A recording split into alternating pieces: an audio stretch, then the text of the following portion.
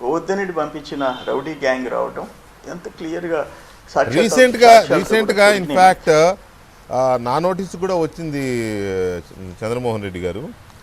ఈ క్వార్జ్ మైనింగ్కి సంబంధించి దాదాపు ఒక 250-300 మంది ఉన్నారు ఈ మైన్ చేసేవాళ్ళు.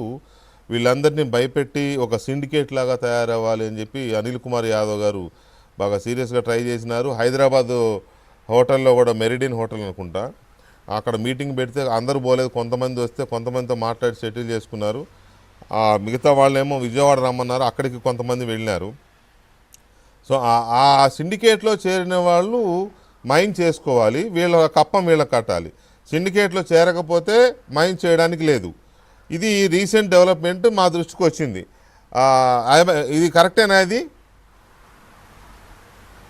అంటే అది డెఫినెట్గా మీరు చెప్పేది కరెక్ట్ అయి ఉంటుందేమో. బట్ ఇప్పుడు ఉండే పరిస్థితి ఊళ్ళు పంచినారు. అక్కడ 87 మైన్స్, క్వార్జ్ మైన్స్ ఉన్నాయి 87. దాంట్లో 40-50 ఇప్పుడు ఎంఎల్ లేనివి, 30-40 ఎంఎల్ ఉండేవి, మైనింగ్ లీజులు ఉండేవి. లీజులు ఉండేవాళ్ళు 5,000కి వీళ్ళకి టన్నుకి ఇచ్చేయాలా, వాడు 15,000, 20,000, 50,000, 60,000 అమ్ముకోవాలా. లీజు లేనివి వీళ్ళే గవర్నమెంట్ ల్యాండ్స్లో వీళ్ళే ఎత్తేసుకోవాలా. దాంట్లో ఏమిటంటే కాకాని గోవర్ధన్ రెడ్డి, శ్యాంప్రసాద్ రెడ్డి, మీరు చెప్పిన అనిల్ కుమార్ యాదవ్, అక్కడ రామ్ కుమార్ రెడ్డి పేరు కూడా వినబడుతుంది. వీళ్ళందరికీ తలా ఏరియాస్ పనిచేసేసినారు అని అనేది మాకు వచ్చిన సమాచారం. రూప్ కుమార్ యాదవ్, వీళ్ళందరి పేర్లు వినబడుతున్నాయి. సో వీళ్ళందరూ కలిసి ఆ ఫిక్స్డ్ అమౌంట్ 1-2 తేదీల్లో లోటస్ పాండ్కి పంపించాలా. ఆ గ్రామాల్లో వీళ్ళకి ఎంత వస్తే అంత వీళ్ళు దోచుకునేదానికి లిమిట్స్ లేవు, దానికి లిమిటేషన్స్ లేవు. వాళ్ళకి ఒకరికి 10 కోట్లు, 20 కోట్లు, 50 కోట్లు మిగలొచ్చు, ఒకరికి అతను ఇంకొక మిగలొచ్చు.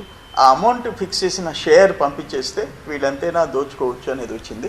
ఎప్పుడైతే ఒక ముఖ్యమంత్రి ఫ్యామిలీకి పోతుందో ఆఫీసర్లందరూ చెమటు మోగాతో సఫర్ అయ్యే పరిస్థితి వచ్చేసింది. అంటే ఇంత పబ్లిక్గా దోపిడీ అని అనేది మనం, అందుకే నేను చెప్పాను అప్పుడు ఐరన్ ఓర్ మైన్ విన్నాము, గాలి జనార్దన్ రెడ్డి దేశంలో అతిపెద్ద స్కామ్, మధుకూడ స్కామ్, కోల్. ఇప్పుడు ఇక్కడ 5,000, ఇక్కడ 3,000. మేము సాక్ష్యాధారాలతో కూడా ఇచ్చేస్తా. నేనేం ఆషామాషిగా చెప్పటం. ఇది 13 మందికి సిలికా పంపించాను కదా. ఈ check post, unofficial check post, Varagalli government land, ఇది Kothapatnam government land, APIIC Thamminapatnam. ఇవంతా నేను ఎస్సీజెడ్ కొత్తపట్నం,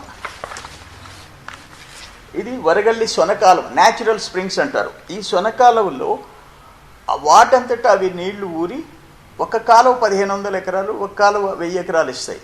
ఈ న్యాచురల్ స్ప్రింగ్స్ అంటారు. ఇవి వీటిని తవ్వేసేసినారు.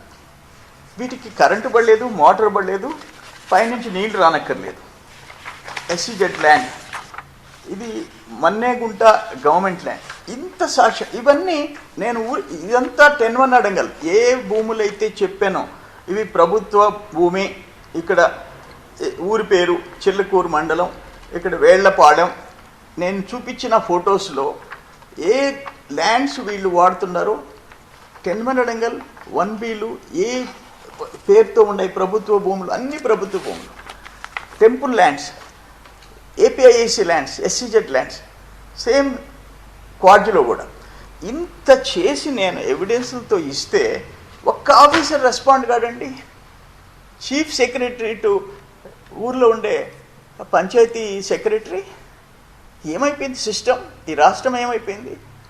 ప్రజల సొత్తు ఇంత, ఒకవేళ ఎలక్టెడ్ గవర్నమెంట్ ఇంత బరితెగించి చేస్తుంటే సిస్టమ్స్ లేవా? సెంట్రల్ గవర్నమెంట్ ఏం చేస్తుంది? ఇన్కమ్ ట్యాక్స్ ఏం చేస్తుంది? ఈడీ ఏం చేస్తుంది? సిబిఐ ఏం చేస్తుంది?